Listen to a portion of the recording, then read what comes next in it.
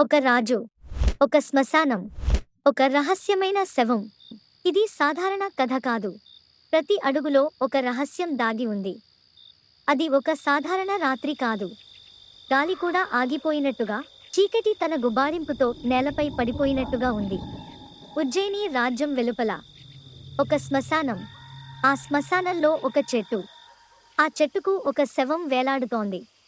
ఆ రాత్రి ఆ శ్మశానానికి అడుగుపెట్టినవాడు సాధారణ మనిషి కాదు. అతను విక్రమార్కుడు, ధైర్యానికి ప్రతీక, న్యాయానికి రూపం. ఈ ప్రయాణం యాదృచ్ఛికం కాదు. ఒక తంత్రికుడు రాజభవానికి వచ్చి రాజును ఒక సహాయం అడిగాడు. విక్రమార్కుడు తాంత్రికుడిని ఏమి కావాలని అడిగాడు. తనకు శ్మశానం నుండి చెట్టుకు వేలాడుతున్న శవం కావాలని, దాన్ని తీసుకురావడానికి కావలసిన సామర్థ్యం, ధైర్యం రాజు వద్ద మాత్రమే ఉన్నాయని తాంత్రికుడు చెప్పాడు. నేను ఒక యజ్ఞం చేస్తున్నాను. ఆ శవాన్ని మోసుకెళ్తున్నప్పుడు నిశ్శబ్దం పాటించడం గుర్తుంచుకో. ఎందుకంటే నువ్వు మాట్లాడితే అది మళ్ళీ ఆ చెట్టుకే వేలాడుతుంది అని తాంత్రికుడు అన్నాడు. తాంత్రికుని మాటలను మనసులో పెట్టుకుని విక్రమార్క మహారాజు ఆ రాత్రి ఆ శ్మశానవాటికకు వెళ్ళాడు. విక్రమకుడు దట్టమైన చీకటిలో నడుస్తూ శ్మశానంలోని ఆ పెద్ద చెట్టు దగ్గరకు చేరుకున్నాడు. తాంత్రికుడు చెప్పినట్లుగా ఆ శ్మశానంలోని ఆ పెద్ద చెట్టుకు ఒక శవం వేలాడుతూ ఉంది. కాని అది నిజంగా శవమేనా? శవాన్ని కిందకి దించడానికి విక్రమార్కుడు చెట్టు ఎక్కాలని నిర్ణయించుకున్నాడు. అతను శవాన్ని కదిలించడానికి ప్రయత్నించగా అది చెట్టుపైనుంచి కింద పడిపోయింది.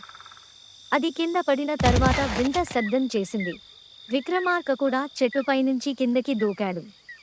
విక్రమార్కుడు ఆ శవాన్ని మోసుకున్నాడు. అప్పుడే హహహహ రాజా, చాలా రోజుల తర్వాత ఎవరో నన్ను తీసుకెళ్లడానికి వచ్చారు అని బేతాళుడు చెప్పాడు. విక్రమార్కుడు తాంత్రికుడు చెప్పిన మాటలను గుర్తుంచుకుని బేతాళుడు మాటలను పట్టించుకోలేదు. రాజా, నన్ను తీసుకెళ్తున్నావు, కానీ ఒక నియమం ఉంది. నేను ఒక కథ చెబుతాను. ఆ కథకి ఒక ప్రశ్న అడుగుతాను. నీకు సమాధానం తెలిసి చెప్పకపోతే నీ తల పగిలిపోతుంది.